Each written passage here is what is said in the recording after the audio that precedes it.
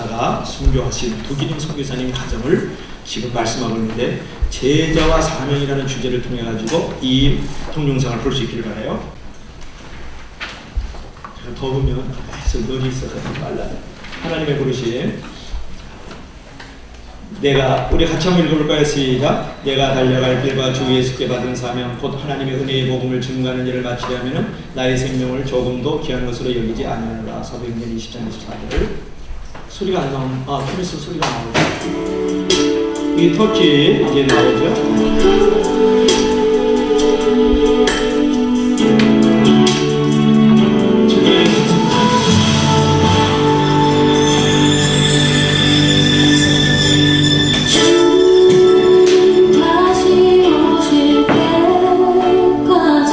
터키는 기독교인이 0.3%입니다.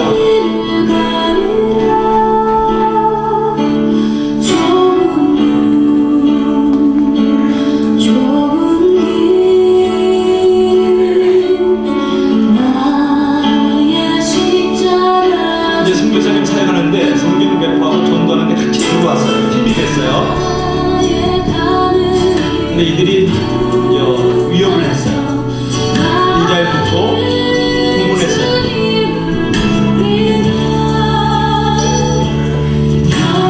알라를 믿어라, 하나님을 배반해라 그랬어요. 총과 칼과 수건으로 공문하고, 공문하면서 카메라로 찍었어요.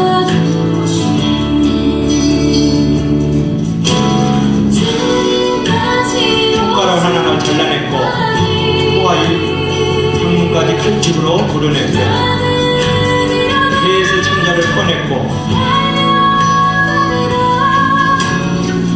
이게 선교사님인데,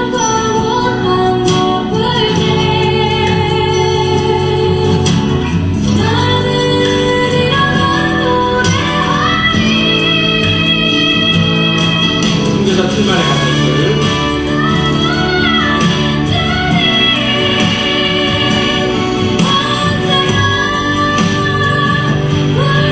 3시간 동안 잔인한 고문을 당했고 예수 그리스도를 부인하지 않았습니다.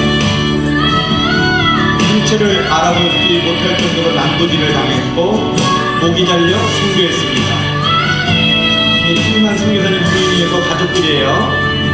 저들을 용서합니다. 왜냐하면 저들은 모르기 때문에 그렇습니다.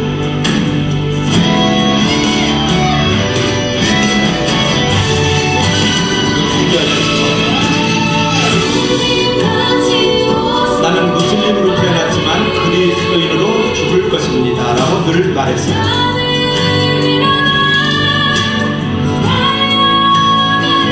그는 그리스도를 위해서 죽었기 때문에 의미 있는 죽음이었습니다.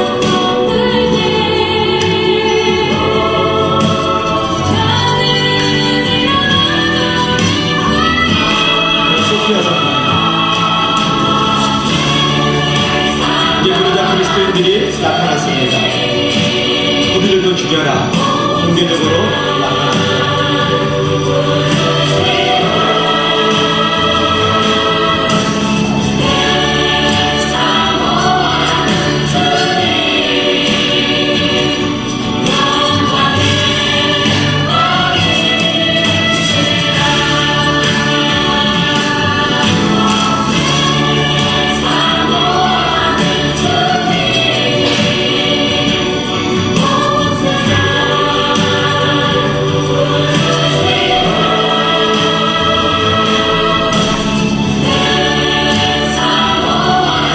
우리는 예수 그리스도를 믿고 계속 전진할 것입니다.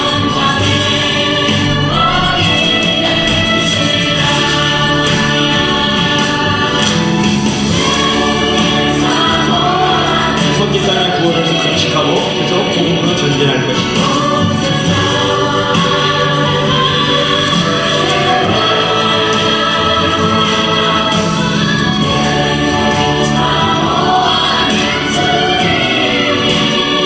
우리는 과연 좋은 군자인가? 우리는 지금 어떠한 위치와 자리에 우리가 서 있는가 하는 것을 보여주는 내용이죠.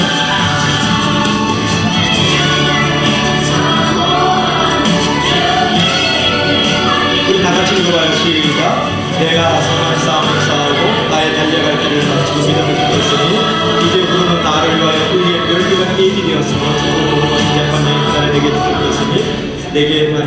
주의 나타나심을 사모하는 모든 자에게니라. 아멘. 디모데후서 4장 7절부터 8절 유명한 말씀이죠. 우리 하나님께 영광 박수 올립시다. 터툴리안이 그런 말을 했죠. 교회의 씨앗은 순교자의 피다. 그런 얘기죠. 그래서 지금 저 화면을 이제 보게 되면 이제 우리 터키에 이제 실제로 오늘 박선희 성기사님 지금 파송이 있는데,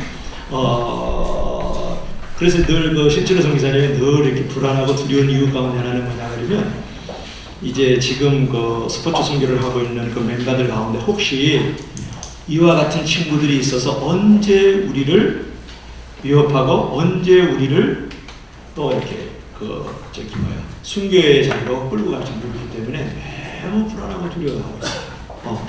그런 얘기는 여러분들이 잘 안 하지만은 그렇기 때문에 정말 그 한 사람 한 사람을 한번 이렇게 선교는 어차피 만남 속에서 이루어지는 건데 그것이 매우 두렵다는 얘기를 저한테 하더라고요. 이런 상황들이 지금 터키에서 지금도 일어나고 있기 때문에 이제 그런 것은 여러분. 자, 그러면 여러분 유인물 참조합시다. 왜 제자를 삼아야 하는가? 제자 삼기 유인물 한번 보시죠. 더 10분 남았다. 20분만 할게요. 그렇죠? 자, 그러면 왜 제자를 삼아야 되는가? 자, 주목 한번 따라합시다. 제자 양성의 필요성. 길게 하는 것보다 짧은 치마, 짧은 성도, 짧은 강의 좋지 않아요? 오래 기억나니까. 자, 미안해서 짧은 치마 알았어. 자, 제자 양성의 필요성. 첫째로는요, 지난주에 했던 거요. 교리적으로 도덕적인 이제 부족함이 있기 때문에 제자 양성을 해야 된다고 했어요. 그렇죠. 왜냐하면 우리가 제자 훈련을 받거나 또 제자 공부를 하지 않게 되면 우리가 교리적으로 약해져서 이단과 사이에 넘어갈 수가 있고 또 교회 안에 혼란을 자초할 수 있어요. 우리가 되기 때문에. 그리고 무엇보다도 도덕적으로 문란해지기 시작. 동성애가 일어난다든지 기타 등등. 그 다음에 두 번째로 뭐라 그랬습니까? 제자 양성이 필요성. 시작. 그리스도인의 헌신의 교력. 또 저기 성교사 우리 성교사님이랄까 우리 한국인 시사님도 뒤에 있어요. 이거 있지 않나? 다음에 넘겨보시죠. 여러분들이요, 주목. 여러분들이 그 제자 훈련을 받지 않으면 어떤 일들이 벌어지냐면 그리스도에 대한 헌신이 부족해요. 교류가 생기잖아요. 그죠? 내가 훈련 받지 않고 공부하지 않는 가운데에서 하나님 앞에 헌신하고 성령의 사역을 감당할 수 있는 성도가 어디 있는가? 그렇지 않나요? 그 다음에 세 번째는 뭐라 그랬습니까? 제자를 삼아야 될 필요성은 목회적 통제의 교육. 여러분들이 제자 훈련이나 공부를 하지 않으면요, 목회가 통제가 되잖아요. 그래서 교회 안에서 여러 가지 다툼과 갈등들이 일어납니다. 그 다음에 다섯 번째 마지막으로 뭐라 그랬습니까? 시작! 복음 전도의 영역의 교육. 그렇죠. 복음 전도의 영역의 교육. 이것은 무엇을 말할까요? 여러분 훈련을 받지 않고 공부를 하지 않으면요, 전도 안 해요. 기도 안 합니다. 공부 못 합니다. 그런 거잖아요. 당연한 거잖아요. 그래서 교회 안에서는 첫째로는 도덕적, 교리적 교례가 있기 때문에 제자를 공부하고 훈련을 받아야 되고, 그리스도인의 헌신들이 날마다 부족한 가운데 있기 때문에 증가를 하기 위해서도 우리가 제자 훈련을 받아야 되고, 그 다음에 교회가 올바른 방향을 갖고 나아가기 위해서도 제자 훈련을 받아요. 오늘날 교회 안에 속도주의, 성장주의, 물량주의, 기복주의, 신비주의 이런 것들이 교회 안의 우상이라고 말해요. 또 그 얘기 다 할 수는 없잖아요. 그러니까 돈, 명예, 치유 이런 것들이 없어서는 안 되는 거지만 그런 것들만 추구할 때는 그게 우상이라고 말해요. 그래서 교회 방향성이 교류가 되기 때문에 뭐가 필요하다? 제자 삼는 일들이 우리에게 필요하다. 그 다음에 복음 전도. 교회 안에 일꾼 하나 세우려고 그러고 성가대 사람 하나 세우려고 그러고 교사 하나 찾으려고 그러면 사람이 없잖아요. 왜 그래요? 전도를 안 하고 그 다음에 헌신이 없기 때문에. 그럼 이런 부분들을 어떻게 만들어갈까요? 제자 훈련을 받아야 된다. 성경 공부를 해야 된다. 그런 거예요. 그렇지 않으면 교회 안에 계속 일하는 사람은 이래요. 그래서 지금도 보면 무료급식 하는 사람이요, 전도 나간 사람이 설득도 나와. 자,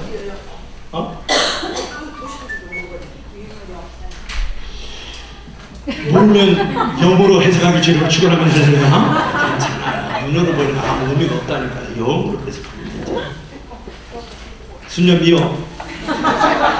자, 오늘은 이제 뭐냐면 제자 LOL 부르심 마쳐야 돼요. 6가지인데 그런데 90분 해야 되겠네요. 자, 그래 맞춰봅시다. 시간을 잘 맞추는 사람. 자, 유인물 꺼내세요. 유인물. 여러분들이 이제 그 솔제니친 잘 알지 않습니까? 이제 솔제니친을 아는데, 솔제니친이 이런 말을 했어요. 나는 서구의 갑작스러운 몰락 그리고 임박한 서구의 멸망에 대해서 그저 놀라지 않는다 했어요. 그 말이 뭐냐 그러면 소비에트 연방은 핵전쟁을 준비하지 않아도 유럽 서부의 몰락은 당연히 이루어질 것이다. 곧 아무것도 가진 것이 없는 나라로 멸망할 것이다. 그런 말을 했어요. 누가는 솔제니친이 그런 말을 했다. 그 이유가 뭐냐 그러면 서부 기독교 국가였던 모든 프랑스라든지 독일이라든지 영국 이러한 나라들이요 제자를 만들지 않는 나라가 됐기 때문에 제자를 삼는 것을 무시했기 때문에 그래서 서구 기독교들이 거의 대부분은 교회를 채우는 사람 그리고 종교적인 마인드로 예배를 드리는 사람 설교를 목사님이 할 때는 설교에 자기가 맛있는 것만 취하고 맛이 없는 것을 뱉는 사람들로 전락한 것이 유럽의 기독교인들이기 때문에 그래서 솔제니친이 유럽은 핵전쟁을 준비할 필요 없다. 스스로 몰락하고 스스로 위기를 자초하기 때문에 그런 말을 했다는 거예요. 이거 매우 중요한 부분이 있잖아요. 여러분. 여러분의 자녀들을 여러분의 성도들을요 그냥 놔두면 사단이요 그냥 놔둬요. 왜냐하면 스스로 몰락하고 스스로 늘 위기를 자초하고 쉬어내리기 때문에 근데 여러분들이 깨어있고 근신하고 말씀 안에서 훈련해지고 또 이렇게 말씀 안에서 굳건히 서있고 뭐 그리스도 예수 안에서 서로 좋은 관계들을 계속 만들어가는 그런 어떤 이렇게 팀들을 가지고 있으면요 사단이 집요하게 우리에게 공격해 옵니다. 왜냐 그러면 하나님의 나라가 확장되고 예수 그리스도의 주인 되심이 선포되고 복음의 영광이 드러나기 때문에 그런 거죠. 할렐루야. 자 그런 의미에서 여러분들 하나님께서 그러면 어디로 부르시냐면 제자 에로의 부르심을 받았다. 자 우리 한번 서론 한번 읽어볼까요? 서론 한번 읽어봐요. 여러분 유인물 나눠졌죠. 제자 에로의 부름. 자 유인물 시작. 하나님께서는 하나님이 없이 몰락하는 세상을 회복시킬 것을 원하고 계신다. 자기의 모든 창조물을 자기가 교회가 치우실 것을 원하고 계신다. 이것이 가능해지기 위해서는 그리스도께서 자기들의 삶을 기꺼이 헌신하려는 사람들을 부르신다. 그것이 제자 에로의 부름. 알겠죠? 그래도 이제 디트리 본 헤퍼가 이런 말을 했어요. 그리스도께서 사람을 부르실 때는 그로 하여금 와서 죽으라고 명령하는 것이다. 우리 처음으로 돌아가요. 민들레 훨씬 날아가는 거. 자, 우리 한번 맨 위에 한번 따라하세요. 십자가의 죽음으로 우리 죄를 구속하시고 죽음에서 다시 사심으로 부활의 소망을 허락하신 예수님의 사랑이 민들레 홀씨처럼 열방에 펴지기를 소망합니다. 따라합시다. 제자도가 없는 기독교는 언제나 그리스도가 없는 기독교다. 그런 말을 했어요. 그래서 보네퍼가 계속해서 하는 말이 그리스도께서 사람을 부르실 때에는 그로 하여금 와서 죽으라고 명령하는 것입니다. 근데 교회 와서 자꾸 살라 그러지 영혼도 살고 그래서 물질도 살고 몸도 살라 그러죠. 자 그래서 오늘 이제 예수께서 이제 우리에게 이제 하시는 말씀은 뭐냐면 제자 에로의 부름인데 첫 번째는 뭡니까? 자 1번은 바로 들어갑시다. 시작. 예수님에 가여 부름을 입었다. 다시 한번 시작. 예수님에게로 부름을 입었다. 서론 한번 읽어봅시다. 시작. 제자들은 개인적으로 부름을 받아 그를 따라 따랐다. 하나님의 주도권과 그리스도의 부르심이 있었다. 우리가 자신을 예수님에 의하여 개인적으로 선택된 제자들로 생각할 때 이 말씀은 그를 향한 우리의 모든 자세를 변화시키며 우리에게 주어진 그 일을 우리가 하도록 동기를 부여하는 것이다. 우리가 우리 몸을 하나님이 기뻐하시는 거룩한 산제사로 드릴 수 있는 실제적인 책임을 느끼는 것은 우리가 자신이 그리스도에 의해서 선택받았고 부름을 받았으며 명령을 받았다고 생각할 때이다. 성경 한번 찾아봐야 되겠어요. 시간이 간다고. 요한복음 15장 16절 넘겨봐요. 좀 빨리 찾아요. 자, 요한복음 15장 16절 시간 되는데 요한복음 15장 16절 자, 하나님이 우리를 택하셨다는 거예요. 내가 교회를 택하고 하나님을 택한 것이 아니라는 거죠. 자, 요한복음 15장 16절 우리 다 같이 시작. 너희가 나를 택한 것이 아니요 내가 너희를 택하여 세웠느니 이는 너희로 가서 가시를 많이 맺게 하고 또 너희의 가시를 항상 있게 하여 내 이름으로 아버지께 무엇을 받든지 다 받게 하려 함이니라. 너희가 나를 택한 것이 아니고 누가? 내가 너희를 택하여 없다. 그럼 누가 세운 거예요? 예수님께서 우리들을 택하여 세웠다. 알겠죠? 그래서 우리는 누구에 의해서 부름을 받았습니까? 예수님에 의해서 불림을 받은 자다. 근데 예수님께서 제자들을 부를 때요, 다 개인적으로 선택되어서 부르잖아요. 베드로에게 져서 나를 따르라. 뭐 이렇게 야고보에 가서도 나를 따르라. 사람을 낳는 어부가 되게 하리라. 이렇게 말씀하셨던 것을 우리가 기억할 수가 있는 거죠. 그래서 누가 나를 선택했느냐가 바로 내가 일할 수 있는 정체성이고 사명이 거기서부터 나온다. 그런 말. 그러면 우리가 한번 고린도후서 4장 1절 한 절 들고 있죠. 뒤로 가서. 자, 고린도후서 4장 1절. 고린도후서 4장 1절. 고린도후서 4장 1절. 자, 고린도후서 4장 1절 시작. 이러함으로 우리가 이 직분을 받아 국률하심을 입은 대로 낙심하지 아니하고. 그래서 우리가 누구의 국률하심을 입고 선택을 받았어요? 하나님으로부터 국률하심과 선택을 받았다. 이제 이런 부분이죠. 그래서 여러분들이 하나님의 부르심 주목하세요. 하나님의 다음 주에는 이제 리더십을 우리 안사람이에요. 안사람이니까 그 다음 주에는 이제 리더십을 하지 말고 이게 바로 들어가야 될 것 같은데.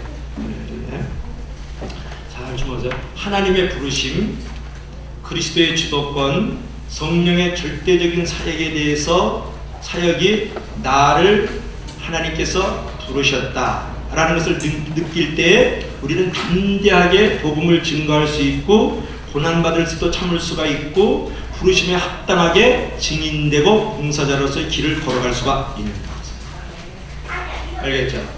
그러니까 삼위일체 하나님께서 나를 부르셨기 때문에 복음을 담대하게 증거할 수 있고 봉사할 수 있고 어떤 고난과 역경 속에서도 내가 이겨나갈 수 있는 존재가 누가 나를 택했느냐에 거기에서부터 출발한다. 할렐루야. 그래서 여러분들이 이제 그 진정 복된 존재가 되기를 원하면 하나님께서 나를 이곳에 보내셨구나. 나는 이 상황으로 하나님께서 나를 이끄셨기 때문에 여기서 소명의식을 갖고 여기서 내가 그리스도의 정체성을 가지고 하나님의 나라와 영광의 복음을 위해서 내가 죽어가야 되겠다 라는 그런 뒤때려 본 해퍼와 같은 말. 또 예수 그리스도 나이가 하나님이라 해서 죽어주면 많은 열매를 맺는다 라는 말과 우리가 생각해 볼 수가 있는 거죠. 그렇죠? 그래서 요한복음 8장 29절에 보면요, 예수님이 이 보냄을 받았다는 소명의식이 분명했어요. 한번 제가 읽어드릴게요. 나를 보내신 이가 나와 함께 계시도다. 내가 항상 그의 기뻐하시는 일을 행함으로 나를 혼자 두지 아니하시도다. 그런 말을 했어요. 그래서 위대한 하나님의 지도자는 항상 가지고 있는 것이 두 가지가 있는, 하나는 소명의식이고 하나는 분명한 정체성. 우리는 누가 택했다고요? 예수님께서 우리를 택하여 우리를 자녀되게 하고 우리를 자녀가 되게 하셨다. 이 부분을 우리가 잊어서는 안 되겠죠. 그래서 우리가 정말 이제 그 소명의식을 갖고 그리스도인의 정체성을 가지면요, 불화할 필요도 없고 질투할 필요도 없고 원망할 필요도 없고 싸울 필요도 사실은 없는 거거든요. 그러면 제가 이제 한 가지 얘기를 하면서 한번 넘어가 볼까요? 이제 우리 안사람이 하루는 저 뒤에 앉아 있는데 울면서 집에 들어왔어요. 울면서. 그래서 울면서 들어왔길래 아니 왜 당신은 울면서 들어오냐고 그랬더니 오늘 전철 타고 가다가 하나님 음성을 들었다라는 거예요. 그래서 나는 하나님 음성 듣는 건 별로 그때는 안 좋아할 때거든요. 그래서 나는 하나님을 위해서 일했지 하나님과 함께 일하지 않을 때예요. 아주 중요한 말을 하는데 진영숙 집사님이 말을 알아듣나 모르겠어. 하나님을 위해서 일했지 하나님과 함께 일하지 않을 때, 그러니까 하나님의 음성, 하나님 알아가고 하나님과 동행하는 사람이 없을 때예요. 근데 그 사람이 들어와서 울더라고. 그래서 왜 우냐고 그랬더니 전철 타고 가다 하나님 음성 들었다는 거예요. 그래서 아니 왜 전철 타고 가다 무슨 음성을 듣는지 이렇게 울면서 오냐고. 제가 이제 그랬더니 그때 새소망의 집을 다녀왔는데 지금으로부터 약 18년 전에 러브스토리를 합니다.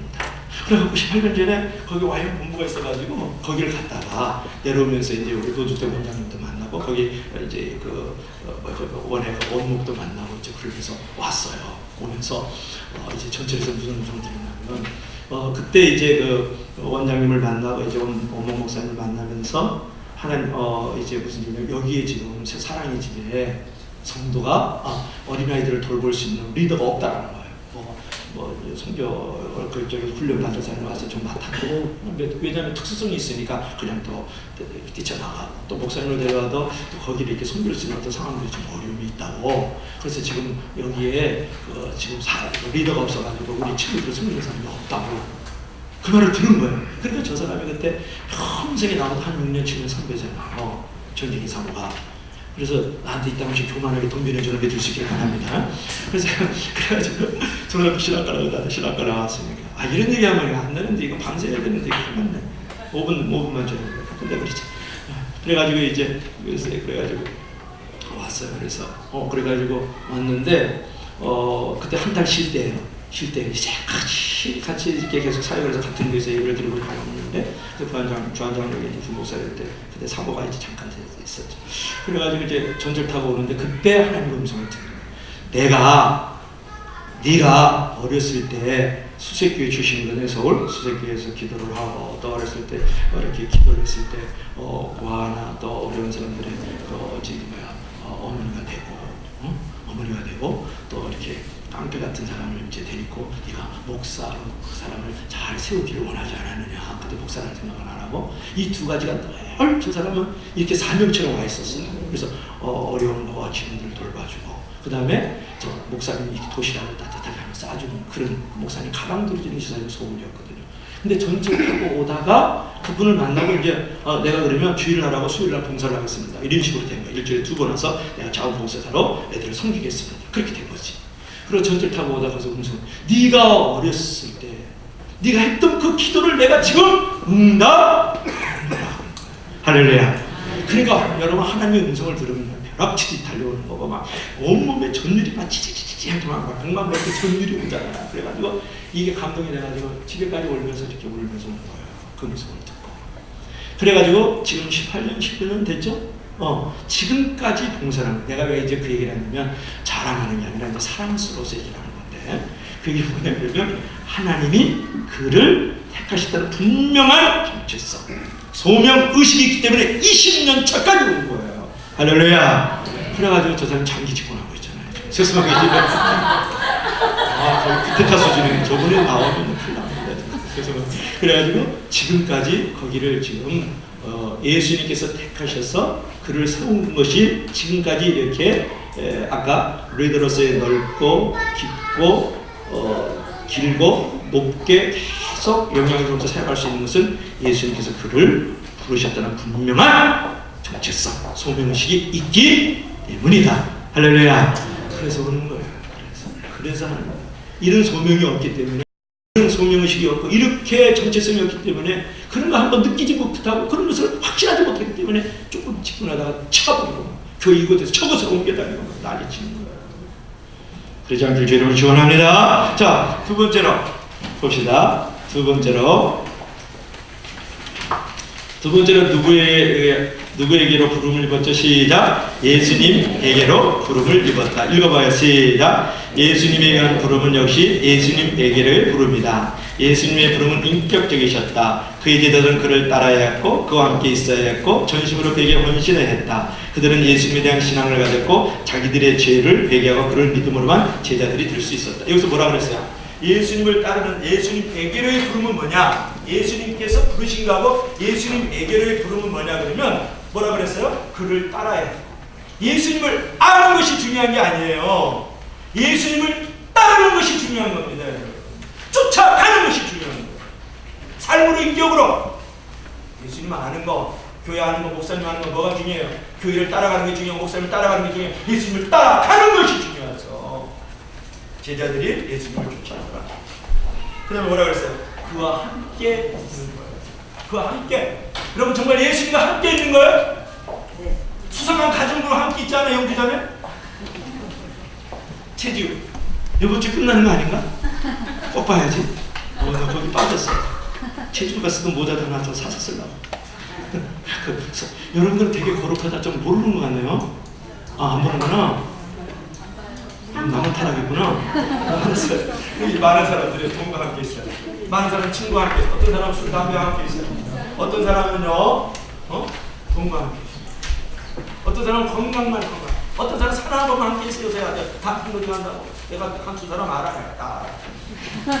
또 아직도 가고 짜증나서 내가 누구랑 함께 있어야 돼요? 예수님과 함께 있어요. 그건 뭐예요? 그래서 교과서적으로 기도하고 말씀 바꿔요. 봉사하고 예수 믿는 사람께 교제하면 되잖아요. 그래서 예수님을 위해서 일하지 말고 예수님과 함께 일을 해요. 아멘. 알아들었습니다. 같이 아멘. 아멘. 아주 썸머리 잘하잖아요.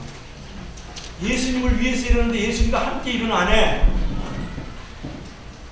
그래서 뭐래? 예수님에게를 부르면 뭐예요? 예수님을 따라야 되고 예수님과 함께 있어야 되고, 그리고 예수님을 따른다는 건 뭐예요? 예수님을 위해서 나를 드리는 거예요.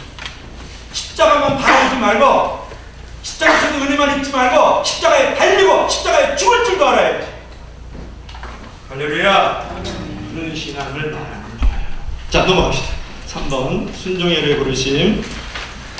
자, 순종의 부르심. 우리 이제 세 번째로 제자도의 부르심은 뭐예요? 다 같이 3번 시작. 순종애로 부르심을 받았다. 서로 읽어봐요. 시작. 예수님의 제자가 되는 것은 그를 따르는 것이다. 그가 가는 길을 나도 가는 것이다. 나의 삶을 위한 계획과 뜻도 그분으로 말미암아 받아들이는 것이다. 참 중요한 기절이잖아요.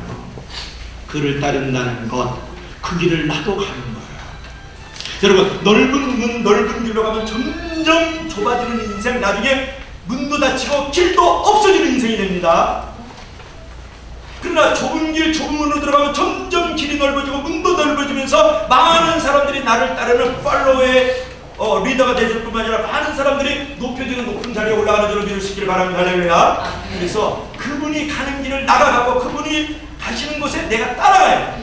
그리고 반드시 길이 넓어져요. 문도 넓어지고 평판해지고 든든해지고 반석 위에 섰게 된다고요.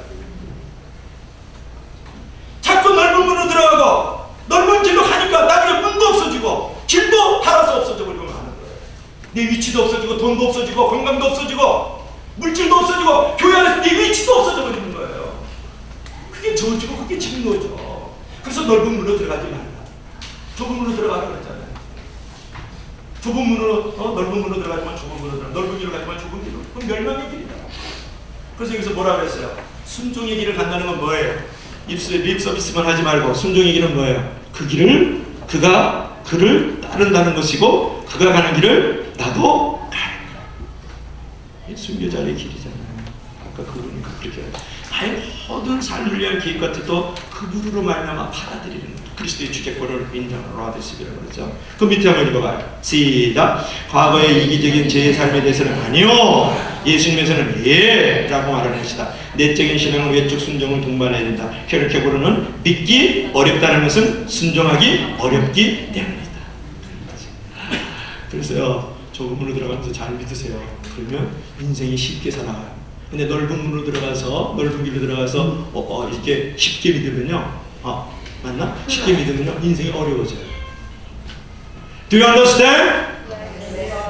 자, 4번 바로 넘어갑시다. 4번. 진짜 또 제자도의 부름은 뭐예요? 제자를 어떻게 해야 돼요? 4번 읽어봐요. 4번 시작. 섬김애로의 부름을 입었다. 이제 그런 부분이죠. 두 번째, 첫 번째 단락 읽어봐요. 시작. 예수님은 다른 사람을 위해 자기 생명을 내어주시려고 오셨다. 그리고 제자들도 이와 같은 일을 하기에 그에 의하여 부름을 입었다. 그렇지만 그들은 항상 이것을 잘 이해하지 못했다. 계속해서 만약에 우리가 우리 자신들의 개인적 욕망에 빠져 다른 일을 보지 못한다면, 또는 만약에 우리가 교회의 그리고 사회의 지위와 계급을 원한다 그러면 우리는 하나님 앞에서 전혀 쓸모없는 존재가 될 것이다. 여기서 중요한 게 우리가 교회의, 그게 중요해요. 밑줄 치세요.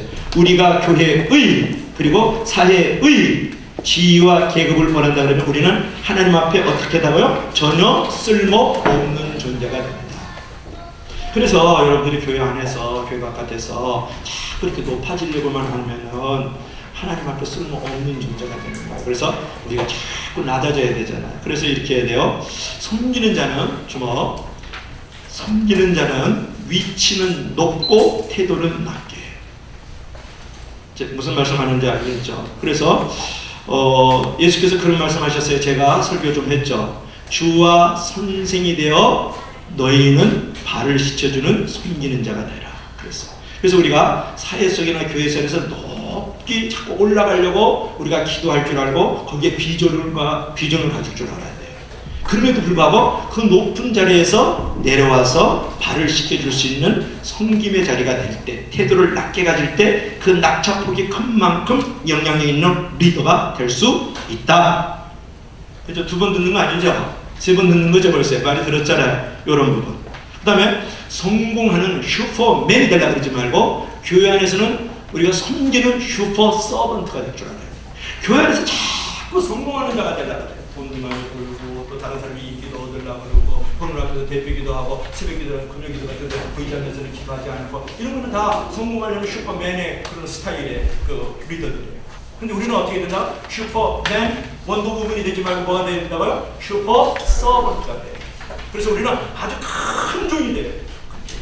큰 자가 되고자 하느냐? 너는 종이 돼야 된다고 했잖아요. 그렇죠? 자, 이런 부분. 그리고 이제 그 제자들이 야망을 가졌잖아요. 그죠? 누가 크냐 논쟁을 이렇게 벌였을 때 하늘나라에서 높은 자리를 달라 그랬죠. 그러자 예수께서 꾸짖으셨죠. 너희 중에 누구든지 크고자 하는 자는 너희를 섬기는 자가 되고 너희 중에 누구든지 으뜸이 되고자 하는 자는 너희 중에 종이 되어야 하리라. 인자가 온 것은 섬김을 받으려 함이 아니라 섬기려 하고 많은 사람에게 대속물로 주려 함이니라. 그런 말씀. 그래서 우리가 교회 안에서든지 교회 바깥에서든지 어떤 지위와 계급을 원한다 그러면 우리는 하나님 앞에 전혀 쓸모없는 존재가 되지만 교회 안에서나 교회 바깥에서 우리가 섬김과 헌신의 자리를 원한다 그러면 하나님과 사람 앞에 크게 쓰임받고 별 볼 일 있는 존재가 되는 줄로 믿을 수 있기를 바랍니다. 그래서 이제 우리가 아까도 그런 얘기를 했습니다만은 우리는 어느 공동체 가든지 감투에 신경을 좋게 쓰고 섬기는 일에 신경을 많이 써야 돼요. 그렇죠? 그래서 이제 아까 지도자 얘기가 있었는데 지도자는 섬김 의식을 가져야 되는 거고 섬김 의식이 상실되어질 때에 지배자가 되는 거예요. 알겠죠? 무슨 말씀인지 알잖아요. 이제는 알잖아요. 그죠? 우리가 지도자는 섬김 의식을 상실하면 지배자가 되는 거예요. 불림하는 자가 됩니다. 이제 그런 부분을 우리가 생각해 볼 필요가 있다. 자, 5번 한번 봅시다. 5번은 누구의 부름을 입었다고? 시작. 단순한 삶으로의 부름을 입었다. 자, 다 같이 시작. 예수님은 이 땅의 안락과 물질의 행복을 포기하셨다. 심지어는 머리 들 것도 없었다. 그는 모든 것을 전적으로 하나님의 사랑과 성실에 의지하며 사셨다. 또한 예수님의 제자들도 겸손과 가난의 삶으로 부르셨다. 아버지께서 그들에게 기쁜 마음으로 하나님의 나라를 제공하셨지만 그들은 자기들의 재산을 팔아 다른 사람을 구제해야 된다. 큰 목소리로 시작. 우리가 진정하게 그를 섬기고 하나님을 섬기지 아니할 때까지 하나님께서는 우리에게 그의 영적인 삶의 능력과 풍요를 우리에게 허락하지 않을 것이다. 우리가 섬길 때 섬김을 받는 자와 섬기는 자가 성령 안에서 풍성함을 경험하게 될 것이다. 그런 거죠. 오늘은 이제 단순하지 않기 때문에요. 매우 이제 이렇게 뭐라죠? 이제 복잡한 삶을 살기 때문에 우리가 이제 근심이 많아지거든요. 딱 3가지 적으세요. 여러분 유인물에 적으세요. 3가지. 근심하지 않는 자유와 단순한 삶으로의 통로예요. 3가지 그냥 읽어줄게요. 여러분 바로 알 수 있어요. 내가 단순한 삶을 사는 거, 내가 근심하지 않을 수 있는 자유. 첫째, 우리는 소유물을 선물로 받았다라는 고백. 우리는 소유물을 선물로 받았다라는 고백. 이게 중요하죠. 2번째로 우리의 소유물은 하나님이 돌보셔야 한다. 이게 중요해요. 우리의 소유물은 하나님이 돌보셔야 한다. 셋째, 우리의 소유물은 다른 사람에게 유용하게 해야 한다. 그죠? 알겠죠? 다시 한번. 근심으로부터의 자유, 심플하게 사는 삶, 수십 가지가 되는데 3가지. 우리는 소유물을 어떻게 했다? 선물로 받았다. 그러죠? 오늘 프레젠트가 프레젠트 돼야 돼요. 오늘 내가 가지고 있는 현재의 것은 다 프레젠트, 하나님의 것이다. 그래서 프레젠트는 프레젠트다. 그런 말이에요. 그러니까 우리의 소유물은 하나님이 돌보신다. 3번째는 뭐죠? 우리의 소유물은 다른 사람에게 유용해야 된다.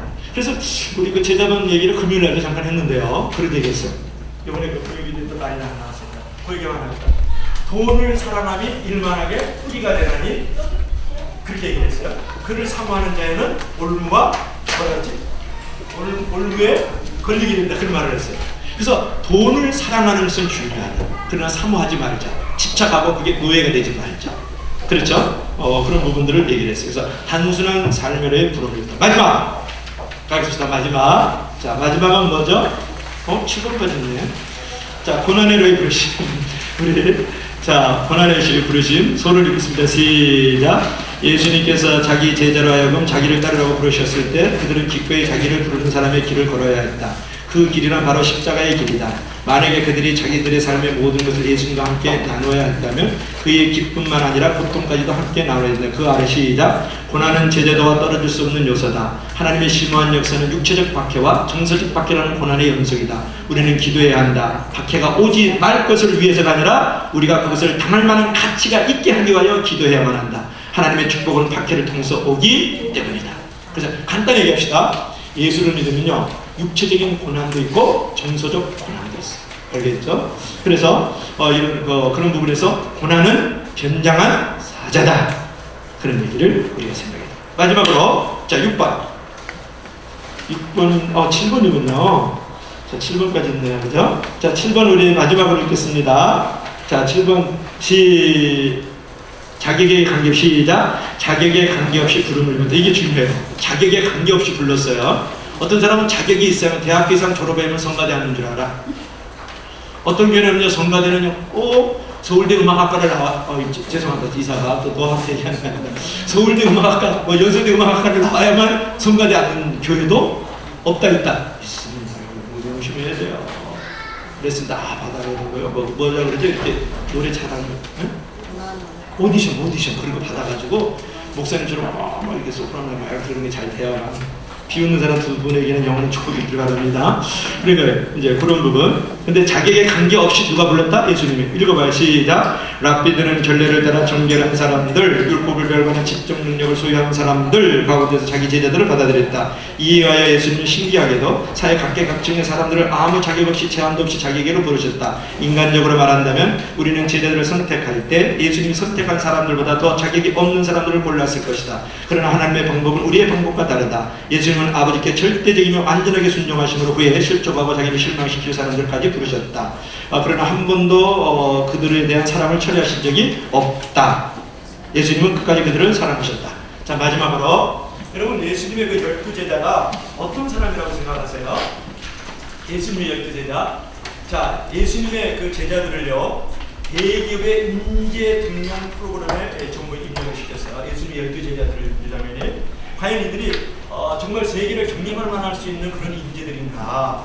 그거를 이제 하기 위해서 그 프로그램에다가 집어넣었더니요, 컴퓨터가 대답을 보내왔어요. 첫째, 기아는 세 단체의 간부 사원으로 모두 다 자격 미달입니다. 학력이 첫째로 너무 낮고, 그 다음에 경험이 부족합니다. 그들은 공동체의 개념이 없고 협조정신이 없고 경영자로서 부족합니다. 그랬다는 거죠. 프로그램에 집어넣었더니 예수님의 12제자들을 그들이 지금 사실은 글로벌 경영한 사람들 아니에요? 그런데 보세요. 시몬 베드로 이제 나왔어요. 시몬 베드로 정서적으로 안정성이 결여되어 있고 성격이 너무 가격하다. 자, 두 번째 안드레, 한마디로 무능력하다. 남을 지도할 사람이 못 됩니다. 세 번째 세베대 아들 야고보와 요한, 회사의 이익을 제쳐놓고 개인의 이익을 추구하는 사람들이다. 불같은 성격 때문에 회사 말아먹는다. 그 다음에 도마, 매사 부정적인데다 모든 부분에 질문이 많고 추진력이 없다. 도마는 예수님을 부인한 사람입니다. 그 다음에 마태, 자기 이익을 위해서 무슨 짓이라도 할 사람이다. 왜냐, 마태 세리는요, 이제 자기 동족의 세금을 걷어가지고 로마에다가 갖다 바친 사람이니까, 그러니까 민족의 반역자잖아요. 그러니까 자기 이익을 위해서 무슨 짓이라도 할 사람이다. 누가? 마태. 잘 안 몰라네. 알포의 아들 야고보와 다려, 이 두 사람은 사회혁명을 이룬 과격한 불온사상에 감염되어 있어 기아 생각은 온전한 집단에 해로울 것이다. 그러니까 지금으로 하면 소셜 서비스를 하는 사람이나 소셜 무브먼트를 일으킨다. 학원 뭐 하는 데 가가지고 말이죠. 학교 등록도 올려드는 데 가서 또 앞장서 프라이트 걸고 있고 말이죠. 이런 사람이 이제 그 야고보와 다려보다. 그 기아에 추천한 12명 가운데 아주 가장 긍정적인 대답을 줄 수 있는 사람은 단 한 사람이다. 누가 안 나왔어요? 고선동 집사님? 소림사 집사님? 누가 안 나왔어요? 누가? 가론 유다가 안 나왔죠. 자, 가론 유다인데 그는 능력과 가능성이 있고 사회지식도 풍부하고 똑똑한 경영자로서 감각과 판단이 뛰어납니다. 사교성이 있어서 상류, 권력, 충력 접촉할 수 있는 인물이다. 강한 동기와 의욕에 가득 찬 사람입니다. 누구? 유다. 근데 결국은 어떻게 됐어요? 예수님 팔아먹는 사람이 안 되잖아요. 남부 쪽에서 가장 유력한 출신으로서 예수님을 따랐던 사람이 가룟유다고. 그래서 내기를 보는 거예요. 우리 집사님들하고 전혀 성격이 다르더라고요. 자, 그래서 여러분 어떻습니까? 가룟유다는 실패, 약한 존재고 무능하다고 판단할 수밖에 없는 존재고 버릴 수밖에 없는 존재. 그들을 모아서 주님은 세계 경력의 위대한 계획을 실현하셨다. 그래서 뭐라 그랬어요? 자격에 관계없이 불렀다는 거예요. 그럼 내가 제자가 되는 거, 예수님을 따르는 것은 자격이 있어야 돼요? 자격이 없어야 돼요? 자격 없어도 예수님을 따를 수 있는 존재가 된다는, 예수님이 12제자보다 낫잖아요. 예수님이 12제자는 예수님을 3년간 따랐는데 예수님을 부인했습니다. 마지막에 십자가에 갈 때 다 터져버리고 말았거든요. 그럼에도 불구하고 우리는 예수님을 보지 않고 예수님을 따르고 있고 믿고 있고, 그렇게 순종하고 11조도 하고 주일공사도 하고요, 교사도 하고 성가대도 하고 경례 찬양도 하고요, 성기팀도 파송해서 성기도 하고 그러잖아요. 민주적 입사는 할렐루야. 장로 될 때까지 자리 잘 지킬 줄 이름 축원합니다. 민중적 장로님이라 그래야 돼요. 미리. 그래서 여러분들 가운데 내가 제자가 될 수 있나, 공부하고 훌륭하다고 벌떡을 그런 사람들에게 이렇게 질문합니다. 여러분들 가운데 성격적으로 문제가 있다고 느끼는 분 없습니까? 그 다음에 당신도 주님의 제자가 될 수 있습니다. 당신은 자신은 무능하다고 생각하면서 열등감에서 닦인 분들은 없습니까? 당신도 제자가 될 수 있습니다. 나는 다른 사람들 대하는 태도에 문제가 많아 늘 자학하면서 관계 갈등 때문에 너무 깨어짐을 경험하면서 제자가 될 수 없다고 생각하는 사람이 있습니까? 당신은 예수 안에서 새로워질 수 있고 예수님의 제자가 될 수 있습니다. 12제자 생각하면 되는 거예요. 당신의 사상이 극단적입니까? 당신도 교회에서 비전 있는 제자로서 설 수 있습니다. 당신이 경력이 좋지 못하고 실력이 없어 늘 가슴을 치면서 앞장서고 싶어도 서지 못하는 사람이 있으니까 세계의 경력을 이루신 예수님께서 12제자를 쓴 것처럼 당신도 복음화를 위해서, 교회를 위해서, 성도를 위해서, 역국도 붙여다 이 도시를 위해서 전략에 쓸 수 있습니다. 할렐루야! 할렐루야! 이렇게 한 가지 예화를 하고 오늘 마치려고 합니다. 우리 교사들은 좀 들었던 얘기인데 늘 우리가 가슴 시리게 품고 있는 예화예요. 1996년에 이제 개봉된 폴란드 오퍼스라는 그런 영화가 있었어요. 그 주인공 글렌 폴란드는 원래 그 영화 국가의 꿈을 가졌지, 먹고 살기 위해서 어쩔 수 없이 고등학교 밴드 선생님을 시키게 됩니다. 이 폴란드 오퍼스라는 사람이에요. 그래서 이제 계속해서 상황이 허락되지 않아가지고 결국 자기의 꿈을 이루지 못한 채 그 밴드 선생으로서 35년 만에 학교를 은퇴를 은퇴식에서 이제 홀랜드 선생님이 가르친 모든 제자들이 이제 은퇴를 하니까 이렇게 모였지 않습니까? 이렇게 보이는데 그 중에 정치가가 된 한 제자가 연단에 올라가서 이렇게 말을 해요. 홀랜드 선생님, 우리는 당신의 교향곡이고 당신이 쓴 작품의 가락과 음표들입니다. 우리는 당신의 음악입니다. 홀랜드 선생님은 비록 큰 명성을 얻지는 못했지만 큰 영향력을 끼치는 사람입니다. 여러분, 이것이 중요합니다. 우리가 제자가 된다는 것은 큰 명성으로 높은 지위에 올라가는 자리를 말하는 게 아니에요. 여러분이 있는 자리에서 교사든지 부모든지 아니면 내가 성가되든지 아내든지 또 헌금이든지 간에 있는 자리에서, 있는 직장에서, 있는 가정에서, 있는 공동체에서 영향력 있는 사람이 되는 것이 바로 진정한 제자인 줄로 믿습니다. 할렐루야. 기도합시다.